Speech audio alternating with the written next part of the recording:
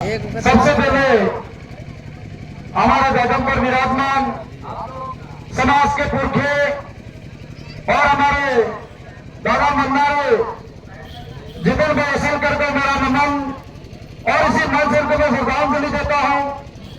और आज कार्यक्रम में उपस्थित आदिवासी समाज के आदिवासी परिवार के माता बहन, युवा साथी, जनप्रतिनिधिगण और हमारे समाज के और मेरे मार्गदर्शक दादा हमारे बीच में है, दादा बहुत दादा, और आप सभी का मेरी ओर से हार्दिक जोहार।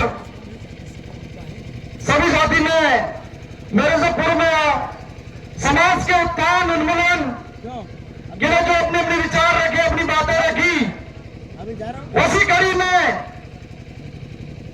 मुझे भी इस दौर का, इस संघर्ष का हिस्सा बनने का और आज अपनी बात रखने का अवसर मिला। सबसे पहले राजस्थान डूंगरपुर की ओर से, 84 की ओर से आप सभी मध्य प्रदेश वासियों का हार्दिक जोहार, अभिनंदन। साथियों, हमारे समाज में एकता की जब बात आती है, समाज की बात और कोई व्यक्ति कर देता है। मैं आदिवासी हूं, मैं इस समाज का हूं और मैं इस देश का मालिक हूं, ये सारे लोग बातें करते हैं।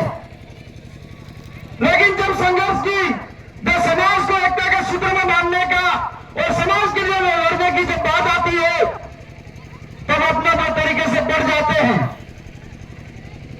साथियों, समाज को अगर बचाना है तो हमारा जो मूल बातें हैं, हमारा इतिहास, हमारी संस्कृति, हमारी मूल पहचान है, उस पहचान को बचाना पड़ेगा।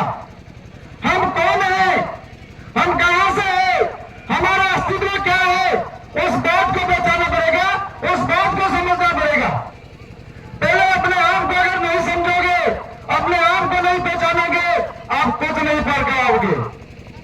हम कितना भी लड़ लेंगे, लेकिन अगर अपने आप को नहीं पहचाना, अपने इतिहास को नहीं जाना और अपने अस्तित्व को नहीं पहचाना, हम कुछ नहीं कर पाएंगे। इस बार सभी साथियों से मेरा निवेदन है, मैं कहना चाहूंगा, अगर इस समाज को बचाना चाहते हो, आप बात कर रहे हैं समाज को बचाने की, समाज को आगे बढ़ाने की, हर एक व्यक्ति को आगे आना पड़ेगा, तन मन धन से आगे बढ़ना पड़ेगा। हमें शिक्षा, रोजगार और स्वास्थ्य की जो बात आती है, उस बात को लेकर, और हमारे समाज के स्वाभिमान की जो बात है, उस बात को लेकर हर व्यक्ति को आगे आना पड़ेगा। अगर आप उसमें संघर्ष में अगर साथ नहीं देंगे और अपने आप को आदिवासी समझते हैं, तो मैं इस बात को नहीं मानता। अगर आप आदिवासी हो, इस समाज के बेटे हैं, तो समाज के संघर्ष में शामिल हो जाइए। आपके अभी कुछ साथी समस्या बता रहे थे, या बहुत सारी समस्याएं गिना रहे थे, वही समस्या हमारे राजस्थान में भी थी, हमारे डूंगरपुर में हमारे सामने भी समस्या आई। जब हमने संघर्ष शुरू किया, हमारे सामने बहुत सारी परेशानियां आई। सबसे पहले 2016 में हमने बिल प्रदेश विद्यार्थी मोर्चा का गठन किया और उसमें हमने कॉलेज में लगाया। उस समय हमारे संघर्ष के साथियों पर बहुत सारी परेशानी आई और उसी दौर के बिल प्रदेश विद्यार्थी मोर्चा का प्रथम छात्र संघ अध्यक्ष हमारे बीच में मौजूद है, उमेश जी डामोर। यह संघर्ष का पहला सिक्का है। पहला छात्र संघ अध्यक्ष कॉलेज में उमेश जी डामोर पढ़े थे, उन्हीं के दम पर हम आगे बढ़े आगे। तो यहाँ जितने भी विद्यार्थी साथी है, युवा साथी है, उनसे मैं कहना चाहूंगा, आप समाज का हिस्सा है, समाज आपसे उम्मीदें लगा बैठा है।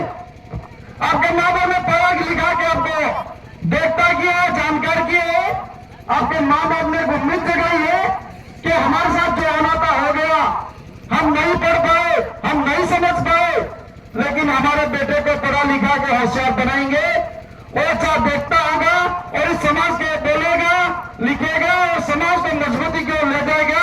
ये आपके माँ बाप सपने लगाए बैठे हैं, उम्मीद लगाए बैठे हैं, वो सपने देख रहे हैं, तो आपके अपने खुद के माँ बाप के सपने पूरे करने हैं। इसलिए जो भी विद्यार्थी है, युवा साथी, इनसे मैं कहना चाहूंगा, आप जिस कॉलेज में पढ़ते हैं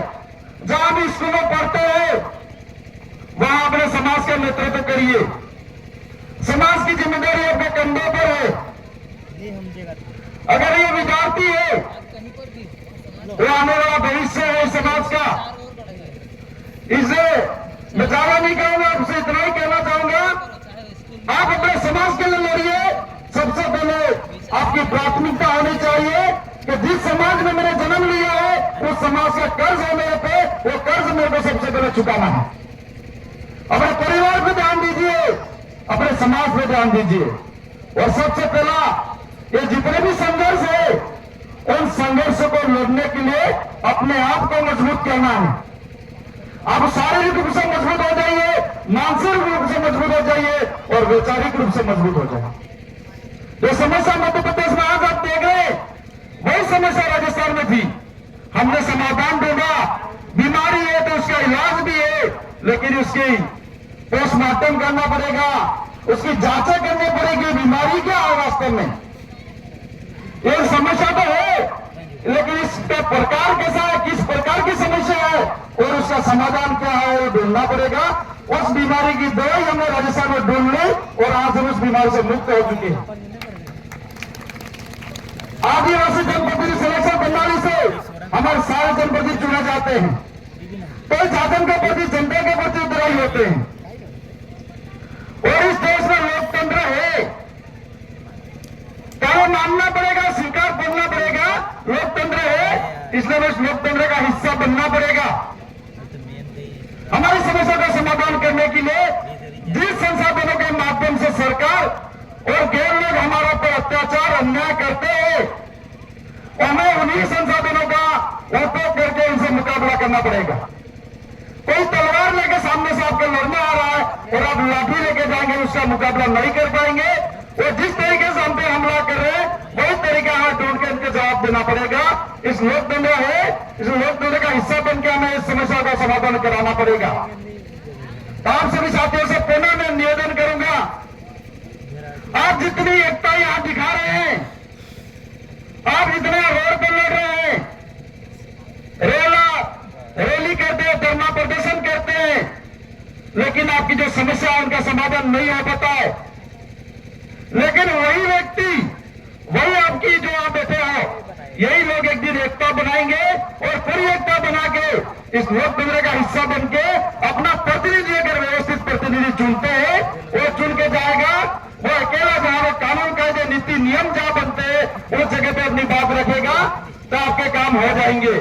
अगर आप रैली प्रदर्शन, धरना प्रदर्शन तक ही सीमित रहेंगे और लोकतंत्र का हिस्सा नहीं बनेंगे, आप कुचल दिए जाएंगे, आपका संघर्ष खत्म कर दिया जाएगा और आपके ऊपर देशद्रोही का एलिगेशन लग जाएगा। इसलिए आप सभी ने मेरी बात को सुना, आप सब जानकार है, समझदार है, अपने अंदर में जो ज्ञान है, आपके अंदर जो समझदारी है, काम करने का तौर तरीका है, उससे बाहर निकालिए और धरातल को इम्प्लीमेंट करो, लागू करो। और अपने समाज के ऊपर मैंने एक शब्द कहा था, आप समाज में जन्म लिया है, समाज का कर्ज आपके ऊपर एक कर्ज चुकाना, आपको इसी जीवन में चुकाना है।